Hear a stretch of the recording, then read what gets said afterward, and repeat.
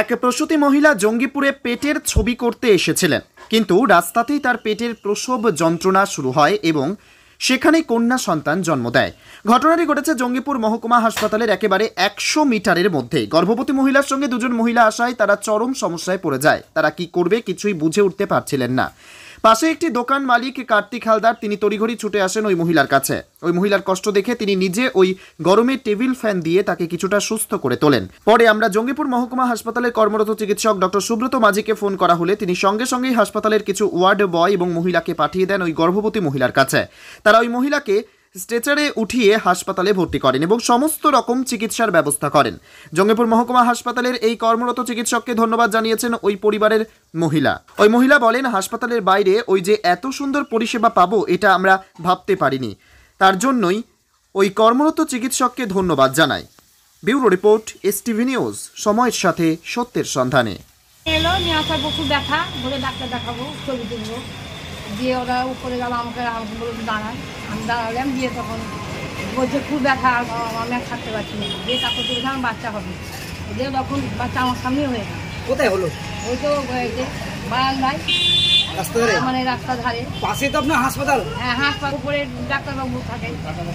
Doctor দেখাতে এসেছিলেন? কোথায় বাড়ি আপনাদের? আমাদের বাড়ি জগন্নাথপুর। আমার বাড়ি তো ওখানে না। আপনার বাড়ি কোথায়? আমার বাড়ি হিরোরা।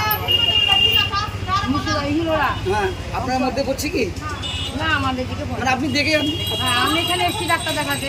আপনি কি চাই করেন? আইসি দেশ ওই দেখে আপনি পাশে সাহায্য করলেন? কি না আপনার? মানে আপনি আইসিএস জারি করেন বলে আপনি সাইডে পাশে সাহায্য করলেন ছবি করতে। দেখ কি হল? রাস্তা হয়েছে। জানতেন না যে আপনার বোন হয়? ভাবি। কোথায়? কটা ছেলে? একটা ছেলে, প্রথম কাটা মেয়ে। তো আপনার জানতেন না যে এরকম? ভুল হয়তো এমনি 8 মাস কোথায় রাস্তার বাচ্চাটা হলো? কোথায়? আপনার ডাক্তার কোথায় এসেছেন? উপরে? পাশেই তো হাসপাতাল রয়েছে। হাসপাতালে পাশে তো আপনার হাসপাতাল রয়েছে, তো আপনার হাসপাতাল যেতে পারতেন। ছবি করার লাগিয়ে এসেছি। ছবি করতে এসেছিলেন, যে বাচ্চা হয়ে গেল। কি হলো? কি না আপনার ভাবে? বাড়ি? ডাক্তার দেখাতে এসেছিলেন। তো আজকে রোববার, আজকে ডাক্তার নেই, অনেক ডাক্তার নেই রোববারে। তো ইতিমধ্যে ওনার ডেলিভারি দিই। আমার পাশে একটা জায়গা, ফাঁকা জায়গা আছে আমার দোকানের পাশে।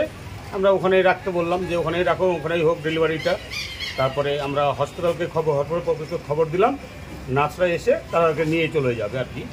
এইটাই ঘটনা। আমি পাশের দোকানে, পাশের দোকান, আমি ফ্যান ট্যান যা দেওয়ার দরকার আমি সেটা হেল্প করলাম, যতটুকু পারি আর হেল্প করলাম। হসপিটালকে খবর দেওয়া হয়েছে, তারা আসবেন, এসে নিয়ে হসপিটালে নিয়ে যাবেন। হ্যাঁ, অ্যাডমিট করতে তো হবেই, না হলে তো আর উপায় নেই। আমরা ওনার বাড়ি নিয়ে চলে এসছে দুজন, বেটা ছেলে তো নেই। আমাদের একটু হেল্প না করলে, ওনারা বাইরে থেকে এসছেন, কী করে ওনারা করতে পারবেন? আমার নাম কার্তিক হালদার।